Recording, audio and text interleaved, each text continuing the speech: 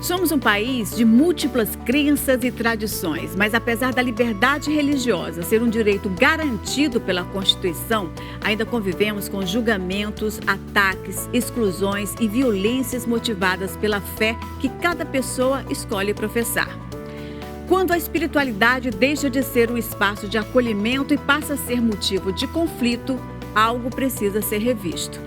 No programa de hoje, vamos falar sobre convivência, respeito e os desafios enfrentados por mulheres que ocupam espaços de liderança religiosa ou que vivem sua fé fora dos padrões considerados tradicionais. Porque falar de intolerância religiosa é falar de democracia, é falar de direitos, é falar de humanidade. Entra na roda com a gente.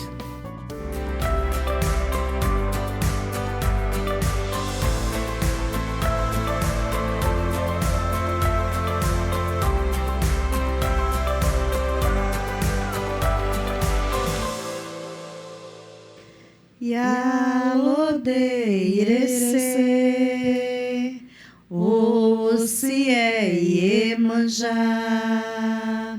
Acopadeirese, Yaoro, Orofi, Lachaireu, Yachalereu, Lofi, Yachalereu, Odoia. Odoiá, seja bem-vinda, seja bem-vindo. Estamos começando Roda de Mulheres com esse canto belíssimo, a Iemanjá. E a nossa conversa de hoje é sobre intolerância religiosa, um tema que toca diretamente a liberdade, a dignidade e os direitos humanos. E para nos ajudar a entender o assunto, convidamos mulheres que vivenciam essa realidade em diferentes espaços da sociedade. Estão aqui com a gente as lideranças de religiões de matriz africana, Iá Evelane Farias e Iá Ana Andrade, Sara Cavalcante, pastora da Igreja Inclusiva Nova Esperança, e a secretária executiva da Igualdade Racial do Ceará, Marti Silva. Sejam todas muito bem-vindas. Que delícia, minha gente. Hoje a conversa promete, não é assim, Iá? Com certeza.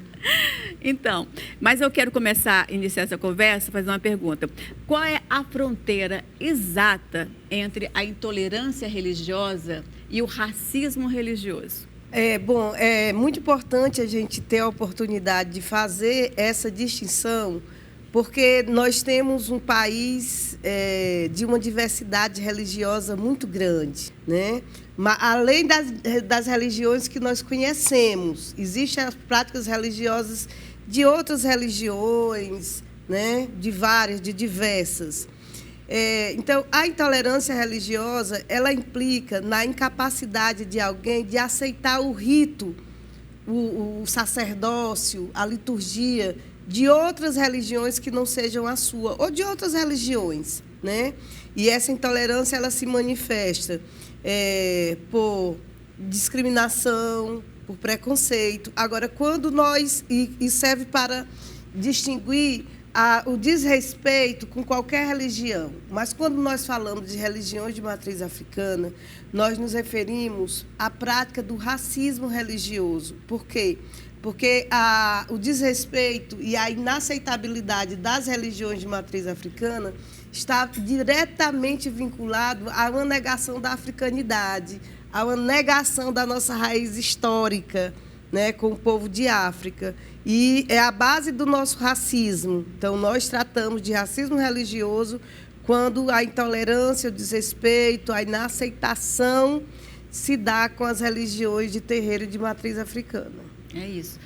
A pastora Sara, ela faz parte de uma igreja que é inclusiva, né? Sim. E isso também causa certo preconceito em relação, inclusive já teve reações em relação a essa igreja anteriormente, não é assim? Sim.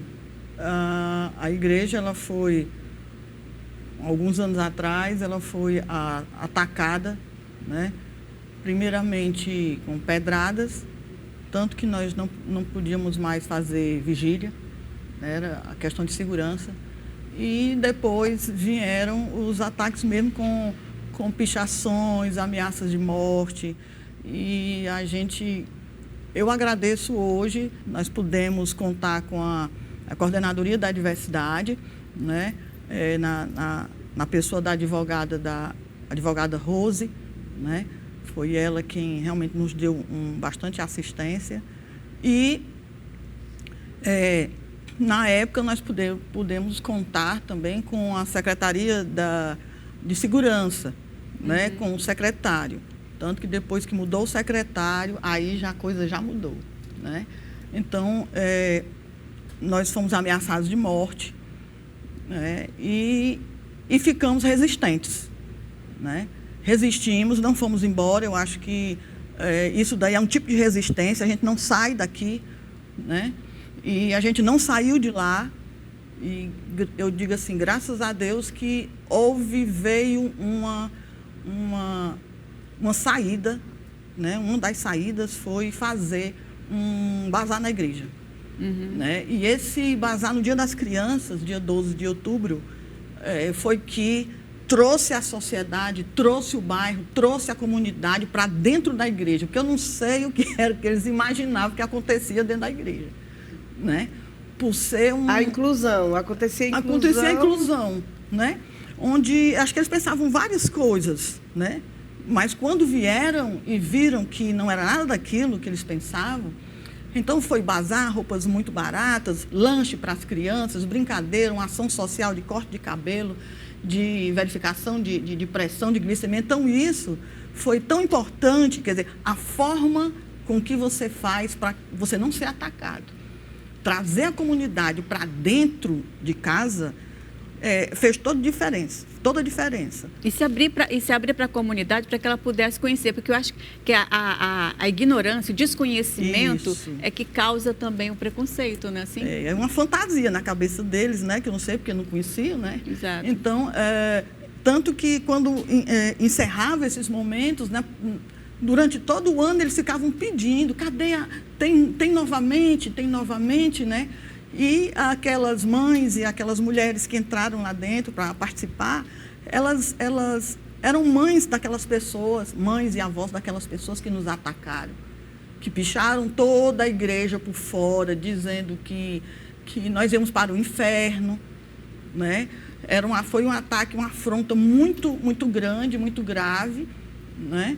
E ainda mais naquele tempo que a homofobia não era crime, botaram bem grande na parede, homofobia não é crime, porque não era mesmo, né? E isso eu perdoei, como se diz, eu não tenho que perdoar, mas eu perdoei aquelas pessoas que foram embora, porque ninguém era obrigado a ficar naquele momento, né, ali, gente, vamos junto, vocês se reúnem, vocês ficam juntos e vão para a parada do ônibus todo mundo junto. Fazia pouco tempo que tinham matado um rapaz homoafetivo com uma lâmpada bem grande em São Paulo. Nossa. Né? Então, por questão de segurança, né, eu digo, olha, assim, e um sábado, aconteceu num sábado, um turma de rapazes assim na nossa frente, a gente saindo da igreja, né, e eu disse, ninguém fala nada. Entre no carro de vocês e vão embora. Porque era o que eles queriam, que a gente revidasse. Eles ficavam do outro lado da rua, dizendo tudo no mundo, forçando com que a gente reagisse, né? Ninguém diz nada. E lá do outro lado da rua eles disseram, nós vamos tocar fogo em vocês. Eu me senti no tempo da Inquisição, né? Vão tocar fogo na gente, porque já tinham quebrado as vidraças de parte da igreja, já tinham feito essas ameaças, né? E não só isso, dia de quinta-feira eles entupiam os cadeados das portas, né? Tanto que houve alguns cultos do lado de fora da igreja, porque a gente não conseguiu entrar. Quer dizer, as pessoas ali, que é inclusive, mas eram mais, 99% são homoafetivos, se de fato as igrejas tradicionais aceitassem, porque dizem que aceitam, mas não é verdade, né? Aceitassem de fato. Não era necessário, né? Era desnecessário se ter igrejas inclusivas. Né? Então, assim, hoje a comunidade cristã Nova Esperança tem nessa faixa de 70 a 80 pessoas, né? E hoje a gente graças a esses movimentos que a gente vê aí, LGBT, e quebra de preconceitos, e políticas públicas e outras coisas, é que hoje a igreja está em paz. Né? Você vê como é importante as políticas públicas, né? Agora, sim, veja só, logo depois disso, porque foram vários BOs, boletins de ocorrência, nós fizemos ofícios solicitando a ajuda, a compreensão do pessoal da Polícia Federal com relação a crimes de ódio, né? Nós fomos na Assembleia, né? Falamos com a Comissão de Direitos Humanos, e tudo isso, né, esse movimento, e a gente ficou esperando, aguardando, né? É tanto que a polícia, ela todo domingo, você pense que todo domingo tinha um carro da polícia na porta da igreja, para a gente poder sair. A igreja, quanto tempo ela ficou à meia porta? As pessoas entravam e a gente colocava a meia porta. Quer dizer, num tempo, é muito primitivo isso. Mas nós passamos por isso. E a única coisa que vocês queriam era professar a fé de vocês. Eu digo, gente, essas pessoas, assim, tradicionais, entre aspas, elas estão querendo que a gente faça o quê? Não existam. Infelizmente, é muito contemporâneo. A intolerância religiosa e o racismo religioso ganharam uma dimensão maior nesses tempos pela politização da religiosidade. Várias denominações religiosas têm trazido as igrejas, as suas respectivas igrejas, para uma disputa política, mas para uma disputa política que não é inclusiva, que não é amorosa, que não é caridosa, que não é misericordiosa, que não é litúrgica, mas ela é de um projeto conservador, ela é de um projeto excludente, ela é de um projeto vinculado ao machismo, ao racismo, ao patriarcado, à LGBTfobia. Então, isso tem criado na sociedade, em setores da sociedade, essa, vamos dizer assim, essa ideia de que não aceitar e não respeitar a religião do outro, principalmente quando o outro traz uma memória africana e negra, quando o outro traz uma ideia de respeito à diversidade, né? A forma de amar de cada um, ou seja, a comunidade LGBT, quando o outro, mesmo de igrejas que têm denominações mais tradicionais, como a Igreja Católica, por exemplo, mas quando a Igreja Católica hoje ela anuncia que deve-se guardar respeito às pessoas, a população LGBT, que se deve guardar respeito àquelas pessoas que não são celebrantes da liturgia católica, a diversidade. Então, tudo isso está no centro desse projeto político conservador que acentua a intolerância e o racismo. Então, a gente diz, é coisa da Idade Média, da época das fogueiras às bruxas. Não, é uma coisa que está muito acentuada na contemporaneidade e que a gente precisa refletir. Porque quando a gente fala em liberdade religiosa, não é a minha liberdade. É a liberdade da outra pessoa, da outra comunidade, das outras igrejas, inclusive a liberdade de não celebrar uma religião, né? Porque as pessoas que têm uma ideia ateísta, elas também são bastante discriminadas. Há um certo, vamos dizer assim, narcisismo religioso que tem fomentado essa intolerância. E nós precisamos refletir que precisa mudar. Né? Não é possível que alguém se ache no direito de tocar fogo na outra pessoa porque ela celebra uma religião diferente ou porque ela tem uma ideia de ampliar o seu acolhimento. Não é? Inclusive, é contraditório com uma ideia de religião, porque a ideia fundamental da religião é o acolhimento, é o amor, é a cura, é o perdão. Inclusive, né? E não há nada mais democrático do que isso. Inclusive, Martim, uma das coisas que eu fiquei meio até chocada foi de todas as pichações que eles fizeram, a gente não pintava a igreja. Porque se pintasse era um painel para eles fazerem novamente. Né? Então, a gente pichava por cima da pichação. Então, ninguém chegava e não se chocava com o que estava escrito. Via só a igreja pichada, ela parecia uma caverna por fora. Por dentro estava toda limpinha direitinho, mas por fora era uma caverna. Eu digo, ninguém pinta nada aqui. Né? E até 2 anos, ninguém sabia quem nós éramos no bairro. Até 2 anos. As pessoas queriam botar a placa. Eu digo, não bota placa. não botar placa. E realmente, quando a comunidade, numa associação lá perto, soube que era uma igreja inclusiva, no outro dia começou. Entendeu? No outro dia começou. E a suástica que eles colocaram lá, eles colocaram a suástica. É muito lá. agressivo, né? Porque...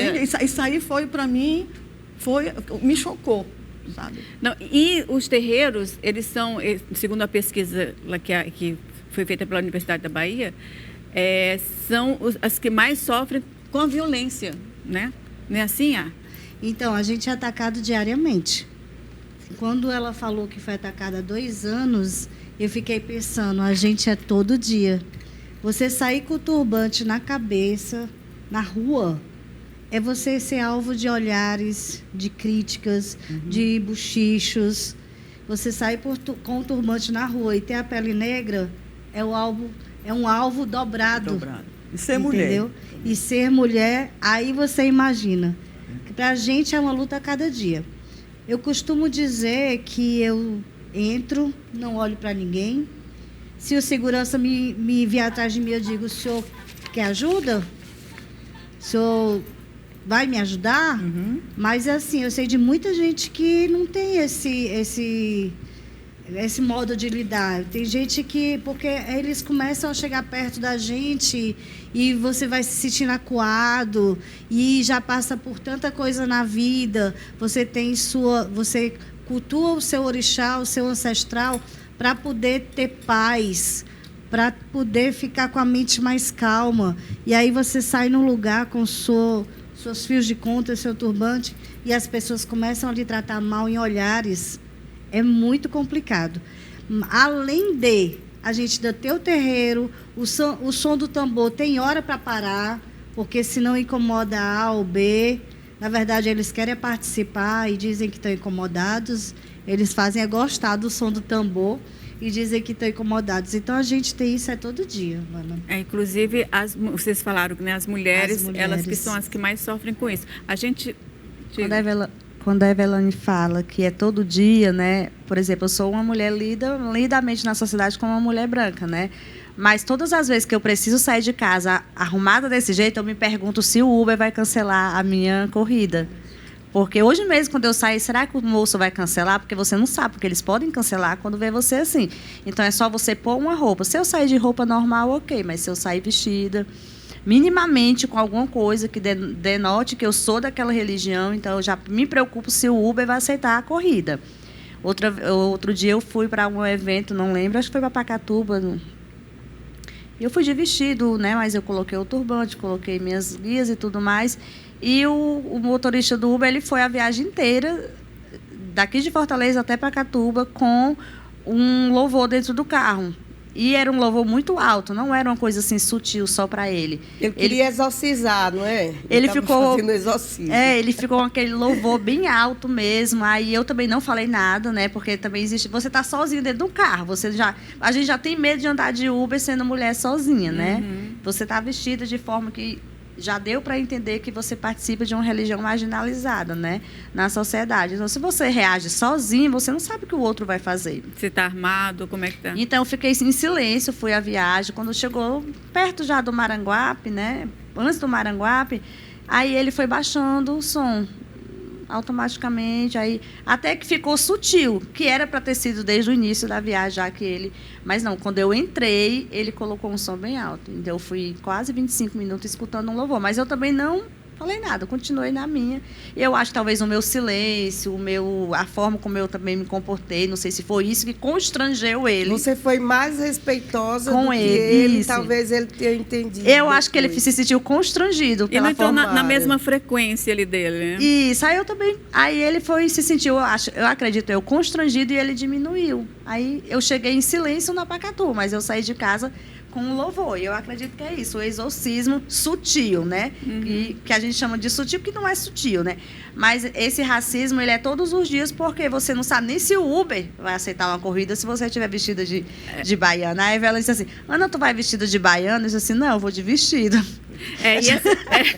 E essa questão, como vocês mesmos falaram, quando é a mulher, isso aí se agrava ainda mais. Mas a gente vai continuar com essa conversa no próximo bloco, a gente volta já já.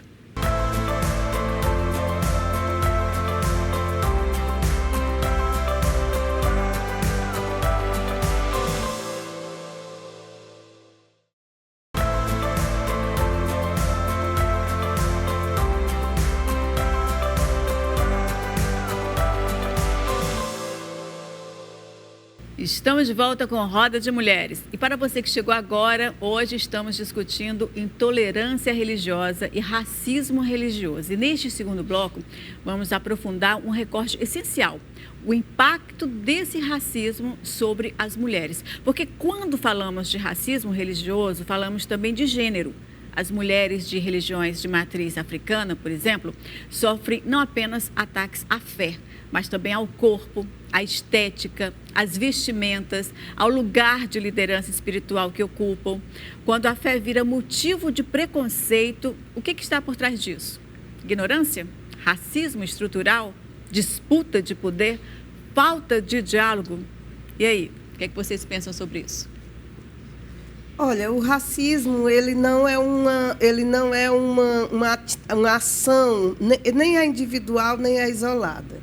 O racismo, ele é atravessado pelo machismo, portanto, tem aí a questão de gênero. Ele é atravessado pela posição social que as pessoas ocupam, portanto, tem aí uma questão classista, né, de classe social. E nós vamos ver, quando a gente está falando aqui de religião, de religiosidade, de racismo religioso, como o racismo atravessa também a religiosidade, né? Por que é que nós dizemos que povos de terreiro e religiões de matriz africana sofrem racismo e não intolerância? Porque é uma negação da negritude, da memória negra, da africanidade. Então, o que é negro é repelido pelo racismo, né? E o que vem dessa memória, dessa história, dessa ancestralidade, é repelido como religião também. Então, na verdade, a condição de ser mulher nessa nossa sociedade, ela acumula muita discriminação, muitas discriminações, né? Violências. Então, aí nós vamos ter o racismo, o racismo religioso, o machismo, e aí isso se manifesta como violência, mas se manifesta também, e é uma forma muito mais sutil, como uma discriminação eliminatória. A pessoa que não pode ocupar o espaço, que não deve estar, aquele lugar não é para você, mulher de terreiro. Aquele lugar não é para você, pastora de uma igreja inclusiva. Então, essa discriminação, ela se soma, sem hierarquia, mas ela é cumulativa, né? E é por isso que a gente precisa tanto refletir a sociedade inteira.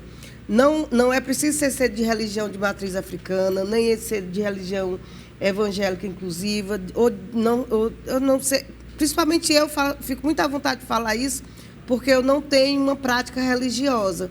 Mas é importante que a gente reflita, porque como a religiosidade é muito importante para o povo brasileiro. Ela está no centro da vida das famílias, das pessoas, do cotidiano, e a gente precisa refletir muito sobre o risco que é você trazer o racismo, você trazer a intolerância, o desrespeito, a violação da dignidade e de direitos humanos para o campo religioso, porque você espalha de uma forma muito grande. Porque nós somos um povo religioso. E nós somos um povo, e aí trazendo um pouco para a história e para a herança africana e indígena, para a formação da sociedade brasileira, que sempre cultuou. No Réveillon, todo mundo se veste de branco. Muita gente que celebra várias outras religiões cristãs dá os 7 pulinhos, come a semente de uvas. Quer dizer, isso não é superstição, isso é um culto trazido por uma memória ancestral que muita gente, às vezes, fala e celebra sem saber, né? Uhum. Sem saber. Por quê? Porque está na nossa raiz cultural, histórica. O batuque, o tambor. E eu estava lembrando aqui do nível de intolerância que nós chegamos na contemporaneidade, quando recentemente uma moça que foi convidada a ser rainha de bateria, rainha de escola de samba, de uma escola famosa no Rio de Janeiro, ela disse que não iria porque o enredo tinha a ver com... Falava de orixá. Falava de orixá. Ou seja, eu acho que essa moça estaria no lugar errado de qualquer forma. Porque o samba, o carnaval e o terreiro tem tudo a ver, está tudo conectado, muito conectado. Né? Então, ela chegou tarde no lugar errado. Ela não conhece a história, e chegou cantando errado, né? Ainda bem que eu acho que ela nem desfilou, desistiu. Fez um favor ao carnaval, fez um favor ao samba e fez um favor ao samba enredo que falava dos orixás. Mas assim, a gente começou falando sobre essa questão do desconhecimento, que muitas vezes esse preconceito ele vem daí, né? Que as pessoas elas são ignorantes. Tem outras questões aí, mas aí eu trago a educação. Como é que vocês enxergam a educação no combate a esse racismo religioso? Eu sempre bato na tecla que a gente tem que educar os nossos jovens. A criança não nasce com racismo. Não. A criança não nasce sabendo se eu sou branca, preta, azul, amarelo. A criança é criança, ela vive, ela brinca. A partir do momento que ela cresce e a mãe ou o pai não fica no pé dizendo não faça isso, aquele é errado, aquela é errada, a partir do momento que ela cresce com liberdade, não tem o racismo. E quando eu falo combater a partir da juventude, o que eu vejo hoje é chegar numa farmácia, melhor não dizer o nome, e a moça me dá o dinheiro e eu ver tatuado, ela vai saber quem é, ver tatuado e eu dizer, você é de terreiro? Ela sou. E outro dia ela me vê num local, no terreiro, e ela dizer, a senhora é aquela moça que eu atendi, me desculpe, é porque me tratam tão mal por causa das minhas tatuagens. Ao mesmo tempo, hoje em dia, Lana, o que eu vejo, que eu acho que Ana também deve ver, é todos os jovens com suas contas no pescoço, todos os jovens pedindo respeito, todos os jovens dizendo, eu sou de terreiro, você é de terreiro, eu sou de Iemanjá, eu sou do Zé Pelito, eu sou da Pombagira, entendeu? Hoje está crescendo. E eu estou aproveitando esse crescimento para fortalecer os nossos jovens. Para quando eles chegarem aos 55 anos, não tá tendo que ir de terreiro em terreiro para poder explicar para o nosso povo, explicar para quem não é do nosso povo, mas vive ao redor, que nós não precisamos estar pedindo respeito a todo mundo. O respeito vem de todos. Quando vocês estavam falando aí, eu me lembrei de uma coisa. Você sabia que quando eu chego, me desculpe que não é preconceito, mas de certa forma é, se eu chegar num canto e eu olhar e pensar assim, e a pessoa dizer, eu sou católica, eu me sinto bem mais à vontade do que eu chegar e a pessoa dizer, eu sou evangélica. Porque os católicos também perseguem, mas não tanto quanto os evangélicos. Entendeu? Uhum. E assim, a perseguição contra a gente é muito grande. É no dia a dia.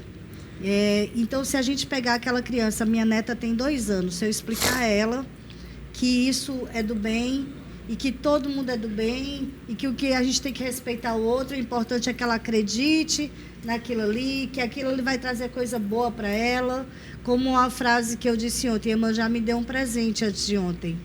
Ela nos deu um presente que foi para nossa casa. E como não acreditar no orixá?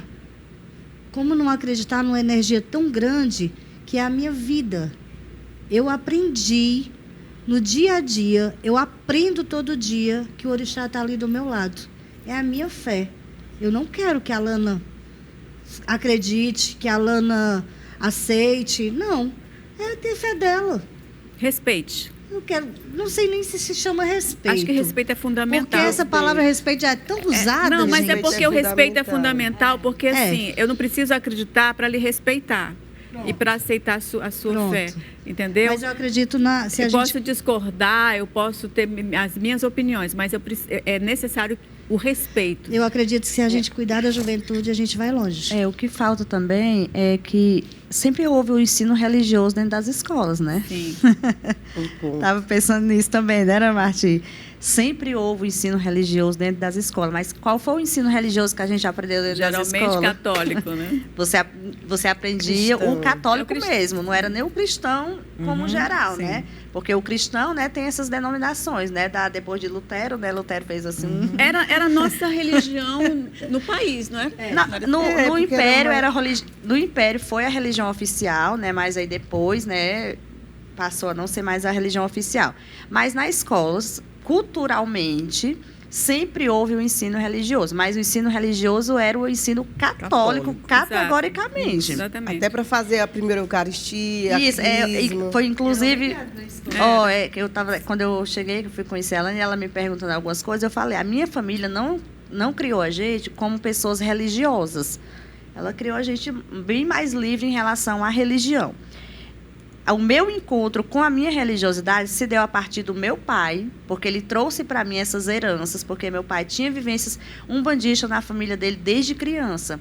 Ele teve uma irmã que já faleceu, que era mãe de santo de Umbanda, e ela incorporava dentro de casa quando ela tinha 7 anos de idade. E a família procurava, né, os centros, né? Os centros espíritas, os centros umbandistas que tinha, né? Eles moravam ali na Granja Portugal, né? Meu pai tinha essas vivências de criança. E ele passava para mim, ele contava essas histórias quando a gente era criança. Ele contou tudo isso. Então, foi a partir do que eu escutava dele que eu quero conhecer um dia e eu quero pertencer a isso. Mas ele nunca procurou a gente para você tem que seguir isso. E a minha mãe também não.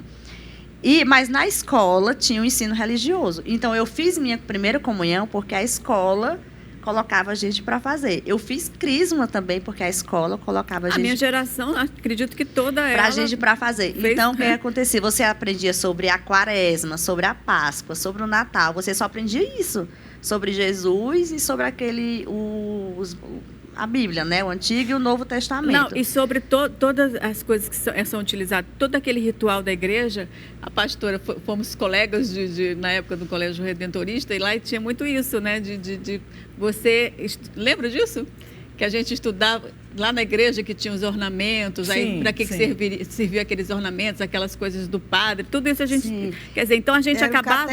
O catecismo escolar. E a minha família protestante matricularam em colégio católico, eu só estudei praticamente colégio católico, que eu acho isso muito legal, sabe? Mas eu estava aqui, a Iá estava falando, eu estava me identificando que os evangélicos, como você disse, não se sentem bem, né? Porque eles são mais agressivos, entre aspas, né? Forma de ser. Inclusive, as igrejas inclusivas, elas são mais atacadas pelos próprios evangélicos. Eu tendo a minha família toda evangélica, né? Mas era evangélica, mas era, assim, obrigada, aspas, a estudar num colégio católico. Católico. Então, essa questão cultural de você ter aprendido essa religiosidade católica desde sempre. Então, as escolas ensinavam isso. Então, as crianças que nasceram em famílias protestantes conviviam também com isso, né? Eu lembro que na minha escola tinha várias meninas que eram da congregação cristã. Então, elas falavam, eu não vou fazer porque eu tenho outra religião, eu sou da congregação cristã. Mas a gente que não era das igrejas evangélicas, a gente tinha que fazer. Você não é evangélica, então por que você não vai fazer? Por isso que hoje, mais do que nunca, a escola laica, ela é necessária, ela é indispensável. Fundamental. A LDB, que foi um processo, foi construída, que é a Lei de Diretrizes e Bases da Educação Nacional, ela foi construída dentro de um debate muito democrático, muito interessante, muito participativo. E ela, até hoje, ela consegue refletir uma ideia democrática de educação, uma educação para a cidadania, educação pública, que respeite a diversidade, né? Inclusive, são princípios, a diversidade regional, a diversidade cultural, a educação precisa respeitar isso. Mas a LDB trouxe ainda a obrigatoriedade da oferta do ensino religioso, considerando a cultura do povo brasileiro, que assim, o nosso centro é a religiosidade. Mesmo quem não tem prática religiosa, veja bem, como nós celebramos o Natal, e aqui, Evelane, quando você estava falando de como é difícil uma religião encontrar outra, a gente precisava lembrar, você estava falando, eu me lembrando da imagem aqui, da semiótica do Natal, que os 3 reis magos eram africanos e chegaram para visitar Jesus de turbante. Então, isso é uma imagem que a gente pode se educar para dizer como é diverso, não é? Como é diverso. Jesus vinha de uma tradição judaica, criando uma tradição evangélica, no sentido de evangelizar, mas ali recebendo, inclusive, os presentes. Tem muito uma tradição, tem muito assim, né, uma sugestão de uma religiosidade africana. Mas a escola, com toda essa diversidade, ela precisa ser laica. E o ensino religioso hoje, ele deveria ser no sentido de ensinar para todas as crianças e jovens a diversidade religiosa. Eu quero conhecer algo sobre a religião muçulmana, saber a história, os princípios. Eu quero conhecer algo, a história da religião budista. Eu quero conhecer os fundamentos da religião católica, da religião protestante ou evangélica. Mas eu preciso também, como cidadã, e as minhas crianças e os meus jovens, como pessoas que estão em formação, conhecer os fundamentos, a história e a origem das religiões de terreiro, porque elas não podem estar excluídas, principalmente no Brasil, num país como o Brasil, que foi formado fundamentalmente pela cultura africana, porque era a maioria da população que formou todo de 1530 até tempos atuais, a maioria da população é negra, a maioria da população tem essa vinculação com a ancestralidade africana. E a ancestralidade em si não quer dizer religiosidade, quer dizer vinculação com memória histórica, com valores, não é? Então, assim, a gente não pode, no Brasil, achar que as religiões de matriz africana podem ser marginalizadas. Elas precisam estar no centro do nosso conhecimento histórico, não é? Assim como, durante muito tempo, a religião católica e a religião cristã, de um modo geral, esteve no centro. Nós falamos mais dos jesuítas, do papel que eles tiveram na história do Brasil, do que dos líderes religiosos que vieram escravizados para o Brasil. Esses aí nós nem conhecemos. Inclusive dos então, indígenas, uma escola né? laica nos proporcionaria esse conhecimento crítico. Os indígenas que foram totalmente apagados, Exatamente. né? A cultura indígena que foi apagada, principalmente nas escolas. Hoje, nas escolas, mesmo com a lei, né? Porque existe essa lei, mas existe muita resistência ainda Porque o racismo está lá também. O racismo está lá também, então existe essa resistência. E o que é que acontece? Quando se trata do ensino religioso, o que é que eu penso? O ensino religioso como uma matéria igual a outra, uma disciplina, onde eu vou falar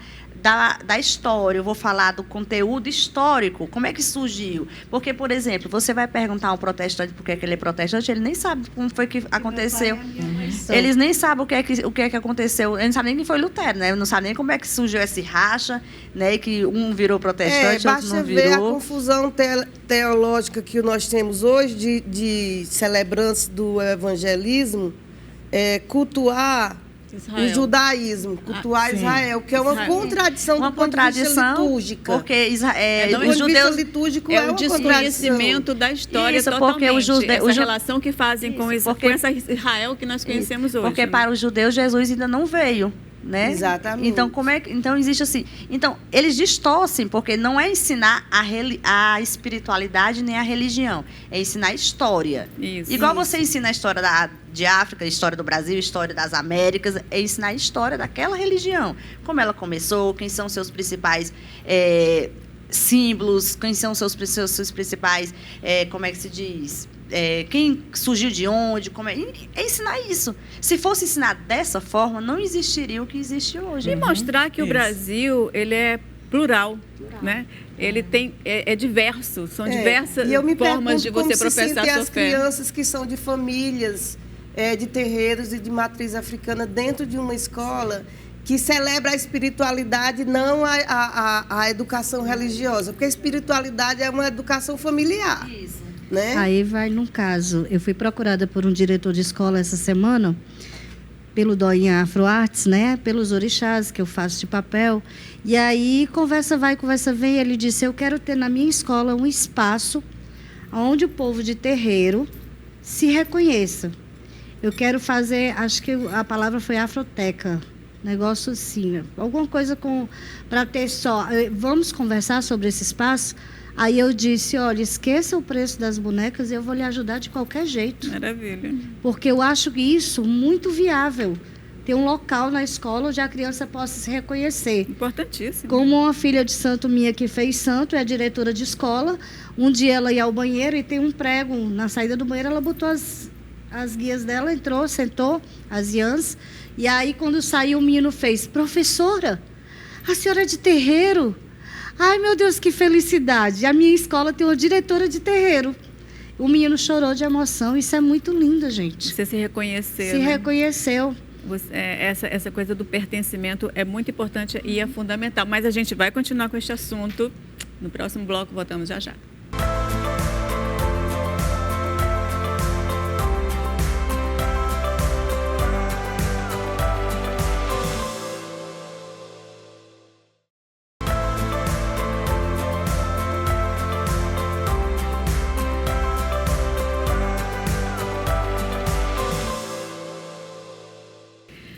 Voltamos com Roda de Mulheres. Para você que nos acompanha agora, o tema do programa de hoje é intolerância religiosa e racismo religioso. E neste último bloco, queremos falar sobre caminhos. Porque mais do que denunciar, precisamos apontar soluções. E a pergunta que eu faço para a Roda é como construir pontes e derrubar muros nessa questão religiosa. Antes que Marti fale, eu vou só falar uma coisa. Lana, essa pergunta que você acabou de fazer é bem, não digo audaciosa, mas vamos lá. Você sabia que toda vez que a gente vai ao governo, que a gente vai a um programa de televisão, a gente tem que explicar que o povo de terreiro é muito mais do que religião? Sim. Nós somos povos. Toda vez, e ainda tem gente que eu vejo na plateia que diz, nós somos muito mais do que religião. Povo de terreiro, nós temos língua própria, comida própria, vestimento próprio, nós temos cultura própria e ainda temos uma religião própria. Então é bom, eu queria muito, desde o começo eu estava querendo falar isso, lembrar a todos que nós somos muito mais do que religião. Nós somos povos de terreiro. E é através disso que a gente vai ao governo e a gente consegue melhorias para o nosso povo. Só que aí, toda vez que muda o governo, a gente começa quase tudo de novo do zero, né? Entendeu? Em 2019, nós conseguimos o Inventário dos Povos de Terreiro, que saiu em 2021 e 2022. E que tinha também um programa produtivo para terreiros que foi barrado no meio do caminho, apesar de termos passado no edital. Então, assim, a nossa busca é todo dia. Todo dia a gente tem que lembrar a mesma coisa, entendeu? É muito triste. E lembrando, viu, Iá, que tem um documentário que você fala Sim, vocês falam do alimento, do alimento que é uma sagrado. Explica Foi com a ajuda da Prefeitura de Aquiraz, no edital que nós passamos. A gente tem um documentário que fala sobre o alimento sagrado. Depois a Lana pode passar para vocês. Mas explica um pouquinho como é esse alimento sagrado. A gente explica. No terreiro, Lana, tudo para a gente é sagrado. A folha é sagrado. O alimento é sagrado. Sem folha, não tem orixá. Sem alimento, não tem a religião, no caso. Certo. Né? Porque nós cultuamos os nossos ancestrais, os nossos antepassados, com alimentos, com oferendas. Que aí você diz, eles vão fazer aquelas comidas e vão deixar lá? Não, a gente come também. O orixá come a energia e a gente come a matéria. Entendeu? Então, assim, é tudo através disso. E o documentário Alimento Sagrado é muito importante. Ele está no YouTube, Evelane Silveira. Podem ir lá fazer minha propaganda, né? E podem também dar uma olhada no Instagram da Alabá, Associação Afro-Brasileira de Cultura Alabá. Tem muito trabalho bonito. A gente tem um coletivo que está em 36 cidades do estado do Ceará, chama-se Coletivo Ibilé. Eu sou do Elas do Axé, mas vou deixar a Aninha falar, que é um coletivo só de mulheres, que a gente tem que participar isso para a sociedade. A gente tem que participar, que a gente não está parado. A gente está todo dia em busca de melhoria para todos. E quando a gente fala para todos, não é só para mim, não é só para a Ana, não é só para a Lana, é para o nosso povo. Exatamente. Entendeu? E dizer para essas pessoas também, porque colocam muito como se fosse uma religião do demônio, que faz o mal para as pessoas. É uma religião do bem, é uma religião que faz o bem. Aí já vai ter os 15 minutos, né? Minha mãe de Santa abriu a porta para o terreiro para uma escola. Para uma escola. A escola ela abriu tudo. Tudo. Porque existem, a Ana tem a casa dela, Martim tem a dela, mas no meu terreiro é tudo muito fechado. Nesse dia, minha mãe abriu a porta para tudo. As crianças vão ver tudo. Quando terminou, sentou ela no salão, as crianças sentadas. Aí ela disse, alguém quer perguntar alguma coisa? Ela tem 88 anos. Na época, ela tinha 86. Aí uma criança lá longe levantou a mão, eu quero. Aí ela, vem cá, meu filho, sente aqui do meu lado. O menino veio. Aí ela disse, o que você quer saber? Cadê o diabo? Aí ela disse, como é, menino? Aí ele disse, cadê o diabo? Aí ela disse, você olhou a casa toda, você achou ele? Aí o menino disse, não, senhora. Ela disse, nem pra gente ele nem existe.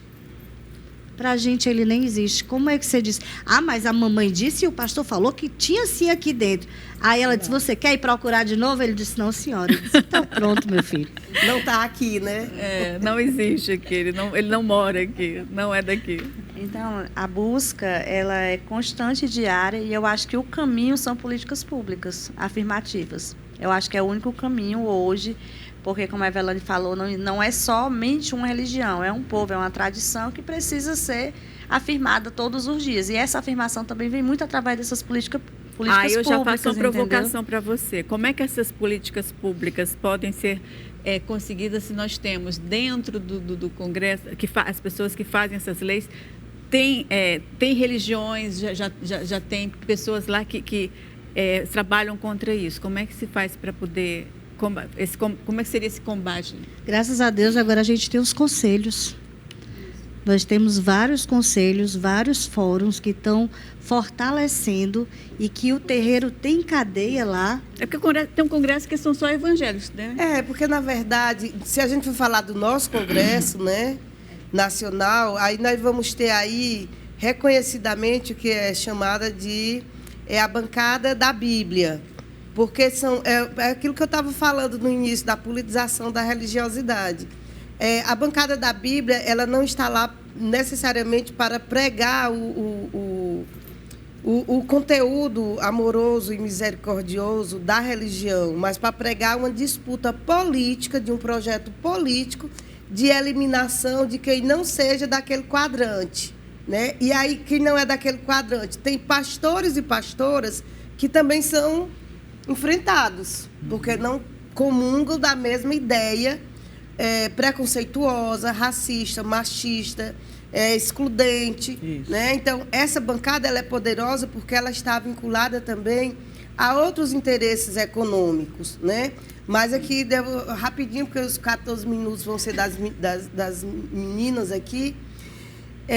As pontes, elas são feitas por políticas públicas, primeiro porque o Estado precisa ser o grande interventor para garantir o bem-estar, para garantir o cumprimento das leis, sobretudo das nossas leis que falam da garantia da dignidade, da garantia dos direitos humanos, da garantia à pluralidade e à diversidade. Então, o Estado tem que intervir, e ele intervém de várias formas.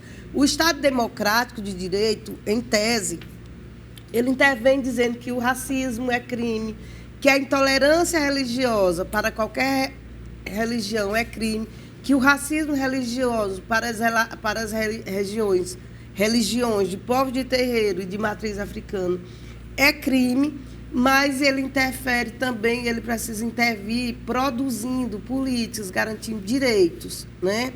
Então, aqui eu quero puxar um pouco a sardinha para o nosso estado do Ceará, que tem uma governança democrática, que serve de exemplo para todo o Brasil. Então, o nosso governador Eumano de Freitas, ele já começou assim, dando um gol de placa, criando a Secretaria da Igualdade Racial. E, imediatamente, inaugurando a DECRIM, a Delegacia de Combate aos Crimes de Racismo, de Intolerância Religiosa e de Discriminação por Orientação Sexual. Ou seja, é uma delegacia que vai reunir todos os crimes que são previstos nas leis de crimes raciais, onde estão também contemplados crimes de LGBTfobia, porque, segundo o STF, esses crimes eles são similares aos crimes de racismo. Então, é a mesma lei, né? Ainda precisamos caminhar muito, precisamos. Temos uma única delegacia, mas há uma articulação onde a gente consegue, na maioria das vezes, ter um diálogo com a Secretaria de Segurança Pública e encaminhar para as delegacias do interior, onde acontece crime de racismo ou de racismo religioso, para que esses delegados, mesmo sem ser especializadas, essas delegacias, elas encaminharem os boletins de ocorrência, elas encaminharem os inquéritos policiais, e a gente tem tido alguns resultados de pessoas que são indiciadas por crimes de racismo religioso, né? Agora, recentemente, nós estamos com a liderança da Secretaria da Igualdade Racial, articulando, criando um comitê interinstitucional de proteção aos povos e comunidades tradicionais. E aí, como a Evelane tem toda a razão, povos de terreiro são povos, povos ciganos são povos, comunidades quilombolas são povos. Então, e os PCTs, que são os povos e comunidades tradicionais, eles precisam ter respeitados, garantidos os seus direitos e também ter garantida a sua proteção contra o racismo, a intolerância, a discriminação, o preconceito e a violência. Então, esse comitê interinstitucional, ele tem como princípio garantir isso. Ele é uma interinstitucionalidade que reúne a Secretaria da Igualdade Racial, Secretaria de Direitos Humanos, Secretaria da Segurança Pública, outras secretarias também, mas eu destacando essas aqui, e reúne também setores da sociedade civil, né, que aí contempla também a diversidade religiosa, né? Então, esse comitê ele passa a ter esse papel de acompanhar essas políticas públicas e também de ter uma atenção sobre os eventos de discriminação e de racismo religioso. É isso. Essas são as pontes imediatas que a gente precisa construir. É isso. Mas ainda são pontinhas, né? A gente precisa criar grandes pontes. É isso. Infelizmente, nosso tempinho está acabando, mas assim, eu queria deixar 1 minuto para cada um de vocês, para que vocês dessem um recadinho final. Pode ser? Queria deixar aqui a minha alegria de estar participando nesse momento aqui do programa juntamente com vocês. Agradecer a Alano pelo espaço também. E agradecer ao Tiago, né, lá do shopping, Norte Shopping Jockey. Tem uma loja no 2º piso, é a loja de empreendedores da diversidade, né? Ou seja, todas as pessoas que são LGBT têm um espaço lá para vender a sua mercadoria. Né? Uhum. Isso aí é muito legal. Fortaleza já tem vários espaços assim. Antes, há 20 anos atrás, nem se imaginava, né? Uhum. Então, a gente vê assim, a abertura, né, que vem acontecendo. A gente ainda acha num processo lento.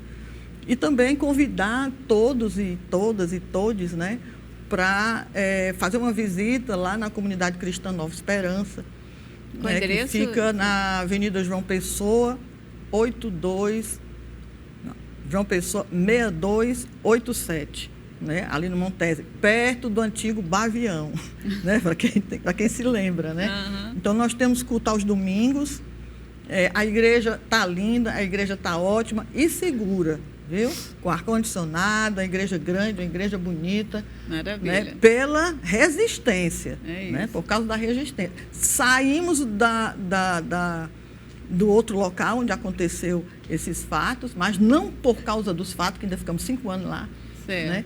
Mas porque a igreja cresceu e hoje está nesse espaço maior. Cultos dia de domingo às 18 horas, dia de terça 19, dia de quinta às 19 horas. E aguardamos vocês lá. Isso, perfeito. Está feito o convite. Eu não convido vocês para ir lá em casa, não. Vocês vão se vocês quiserem. Gente, busquem a sua ancestralidade, busquem a sua paz de espírito. Vejam mais pelo nosso povo. Muito obrigada, Lana, por ter nos convidado. Muito obrigada, Marti, por ter indicado. E eu espero ver vocês algum dia em algum lugar. E muito obrigada, Iemanjá abençoe a todos.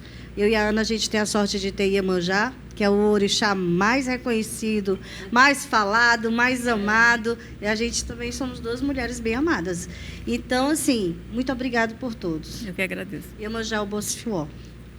Também gostaria de agradecer o convite, né? A Evelane fez o convite, né? E a gente, para a gente estar aqui e dizer a importância, né? Quando você fala assim, bem rapidinho, quando você fala assim, quais são as pontes? Essa também é uma ponte, né?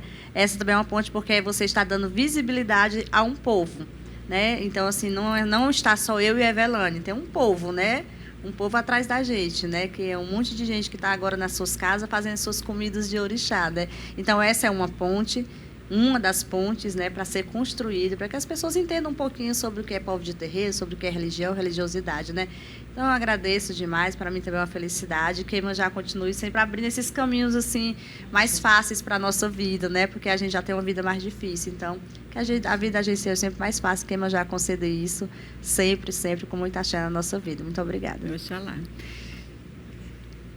Eu também quero agradecer muito a oportunidade de estar participando desse debate, um debate extremamente necessário, porque nós precisamos cada vez mais. E a TV Ceará, ela tem esse papel de levar para as casas, de levar para as pessoas os debates importantes.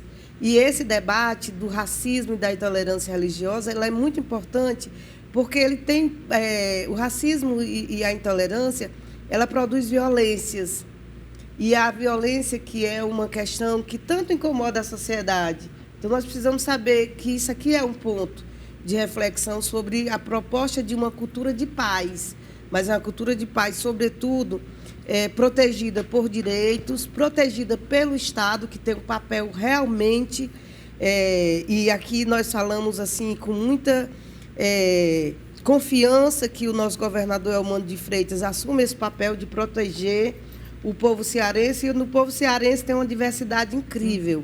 Tem os povos e comunidades tradicionais de terreiro e de matriz africana, quem nós saudamos como uma memória, um centro, ou centros memoriais incríveis da nossa história brasileira, né? Tem os povos e comunidades quilombolas, que também têm a memória da resistência, mas que hoje já é a memória da própria existência, porque nos ensina muito como é importante a gente reverenciar esse passado recente do Brasil e numa perspectiva de futuro.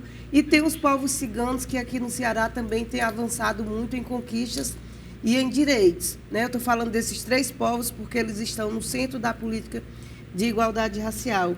E nada mais importante para a democracia do que o respeito e a dignidade humana. Então, esse debate ele é imprescindível, porque eu acho que ele é educador do ponto de vista político. Ele educa para a cidadania, ele educa na perspectiva da democracia e educa na perspectiva do reconhecimento de que toda religiosidade é importante.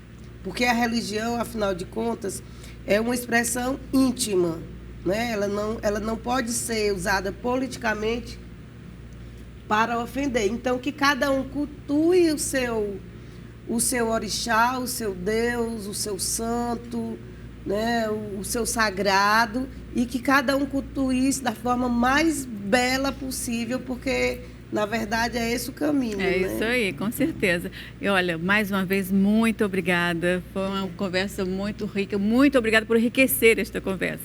Tá? E nós encerramos o Roda de Mulheres de hoje com a certeza de que a fé deve ser um caminho de paz, assim como disse a Marti. Nunca de guerra. O racismo religioso disfarçado de opinião, ele fere não apenas terreiros e templos, mas a nossa humanidade. Que o respeito ao axé, ao amém, ao shalom e a todas as formas de crer ou não crer, seja a base da nossa convivência. Respeitar a fé do próximo é respeitar a si mesmo. Eu te vejo na próxima semana. Um super beijo e até lá.